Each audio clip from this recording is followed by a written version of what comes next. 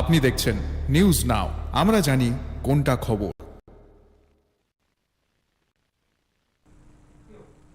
নেশা সামগ্রী তল্লাশি করতে গিয়ে বহু মূল্যের 3টি হাতির দাঁত উদ্ধার করেছে কৈলাসহরের ইরানি থানার পুলিশ।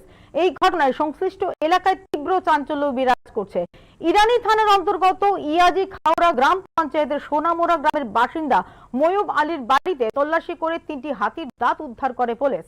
উদ্ধার করা হাতির 3টি দাঁতের বাজার মূল্য কয়েক কোটি টাকা হবে বলে অনেকেরই অভিমত। তবে পুলিশ আসার আগে বাড়ি থেকে পালিয়ে যাওয়া ময়ূব আলীকে গ্রেফতার করতে পারেনি পুলিশ। উদ্ধার করা হাতির 3টি দাঁত ফরেনসিক ল্যাবে পাঠিয়ে দেওয়া হবে বলে জানান সংশ্লিষ্ট ফরেস্ট রেঞ্জ অফিসার।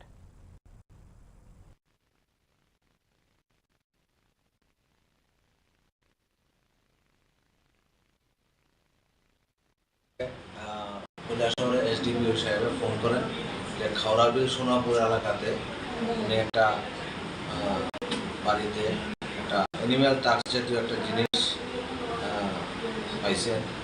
তো আমার খবর দেন, তারপর আমি যাই, যাওয়ার পর আমরা এগুলি পাই। এই 3টা অ্যানিম্যাল টাক্স আমরা উদ্ধার করি। আর ওনার যার বাড়ি থেকে উদ্ধার করি ওনার নাম হচ্ছে ময়ূব আলী, আর বাবার নাম হচ্ছে মরম আলী। এটা হয়েছে আপনার খাওড়াবিল সোনাপুর অরবিন্দনগর জায়গাটা। কিন্তু ময়ূব আলী তারা বাড়িতে গেটা লাগে গেছিল, এখানে তাদেরকে অ্যারেস্ট করা গেছে না। আগামীতে আমরা এটা নিয়ে তদন্ত করতেছি, এটা কীভাবে আইব ওনার বাড়িতে আর কী আসল বিষয় পুলিশের সহায়তা আমরা আগামীতে এটা ইনভেস্টিগেশন